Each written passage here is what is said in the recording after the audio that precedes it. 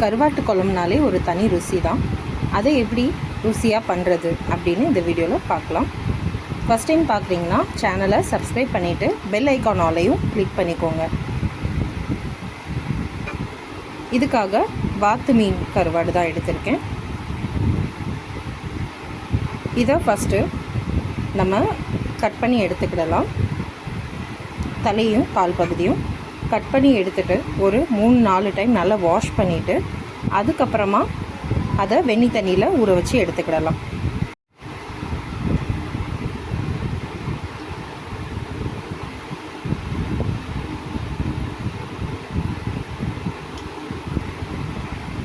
இந்த மாதிரி நல்லா அலசிட்டு வாஷ் பண்ணி எடுத்துக்கலாம். அதுக்கப்புறம் இதில் வெந்நி தண்ணியை ஊற வச்சிடலாம், ஊற்றி ஊற வச்சிடலாம். வெந்நி தண்ணி பார்த்திங்க அப்படின்னா நல்லா ஒரு 10 நிமிஷம் நல்லா கொதிக்க விட்ட வெந்நி தண்ணியை நம்ம இதில் ஊற்றி கருவாடோடு ஊற வச்சிடணும். கருவாடு ஊறுற டைம் பார்த்திங்க அப்படின்னா மோஸ்ட்டாக ஒரு 10 நிமிஷம் தான் இருக்கணும், அதுக்கு மேலே அதிகமாகவும் இருக்கக்கூடாது.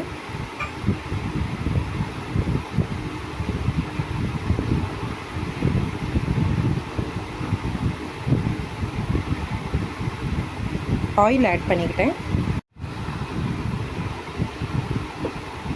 ஆயில் சூடான கடுகு ஆட் பண்ணிக்கலாம்.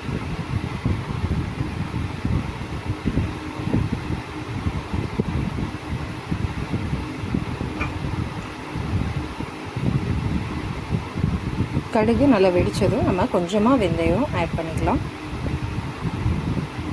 கருவேப்பிலை ஒரு 2 கொத்து ஆட் பண்ணியிருக்கேன்.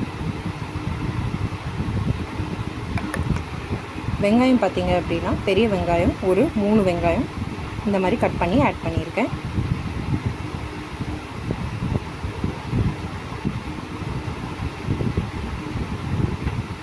எல்லாம் மிக்ஸ் பண்ணி விட்டுட்டு இதோட வரமிளகா பச்சை மிளகாய் உடச்சி இதில் ஆட் பண்ணிக்கலாம்.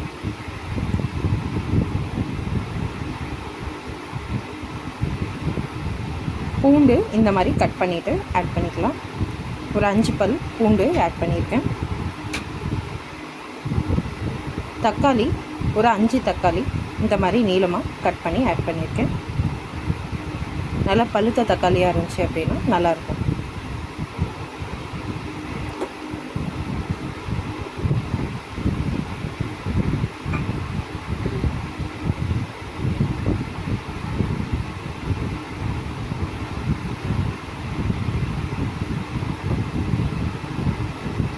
இதோட ஒரு 1/2 டேபிள் ஸ்பூன் மஞ்சள் ஆட் பண்ணியிருக்கேன். தேவையான அளவு உப்பு ஆட் பண்ணியிருக்கேன்.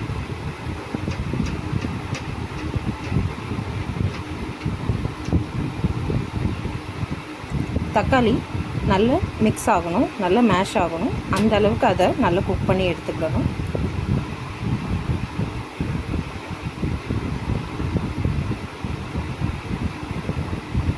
அடுப்பை ஃபாஸ்ட்டாகவே வச்சுட்டு அது நல்லா குக் ஆகுற வரைக்கும் அதை ஃப்ரை பண்ணி விட்டுடலாம்.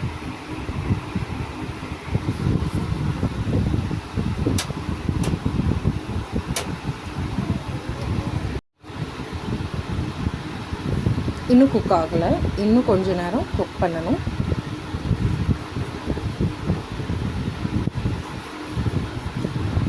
இப்போ பார்த்திங்கன்னா இந்த ஸ்டேஜ் வந்து கரெக்டாக இருக்கும்.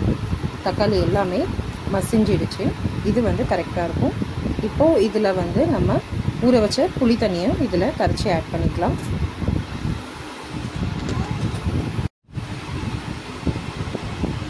இன்னும் கொஞ்சம் தண்ணி ஊற்றி இதை கரைச்சி எடுத்துக்கிடலாம்.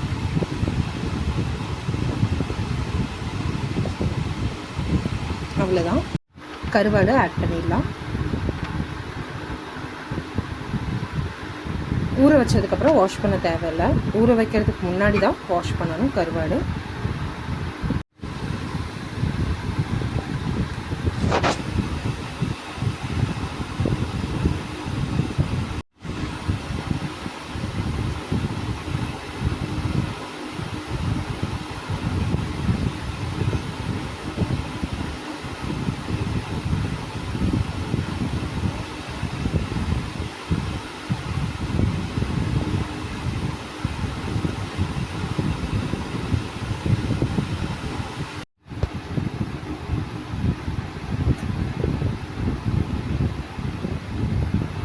இப்போது இதோட மசாலா ஆட் பண்ணிக்கலாம். நான் 1 டேபிள் ஸ்பூன் தனியா பவுடர் ஆட் பண்ணியிருக்கேன்.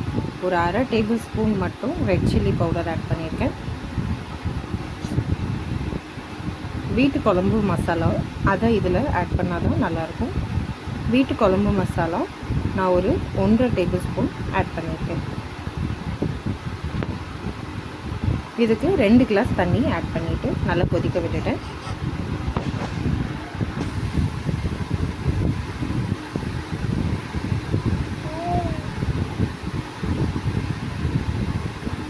இப்போது எல்லாமே நல்லா மிக்ஸ் பண்ணி விட்டுடலாம். கருவாடு ஆட் பண்ணதுக்கப்புறமா நம்ம லோ ஃப்ளேம்லேயே வச்சுட்டு ஒரு 10 நிமிஷம் அதை நல்லா வேக விட்டுடலாம். வெந்ததுக்கப்புறம் பார்த்திங்க அப்படின்னா இந்த மாதிரி ஆயில் எல்லாமே மேலே மிதந்துட்டு இருக்கும். அப்போது வெந்துடுச்சுன்னு அர்த்தம்.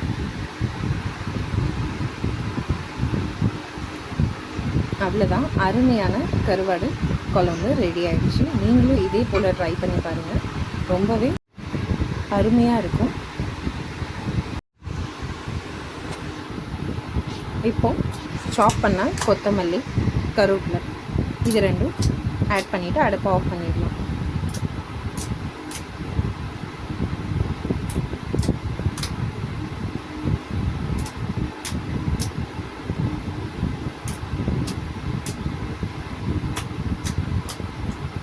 இந்த கருவாடு குழம்பு ரொம்ப டேஸ்ட்டு நல்லா இருந்துச்சு. நீங்களும் இதே போல் செஞ்சு பாருங்கள், ரொம்ப அருமையாக இருக்கும். நம்ம வீடியோ பிடிச்சிருந்துச்சி அப்படின்னா லைக் பண்ணி விட்டுருங்க.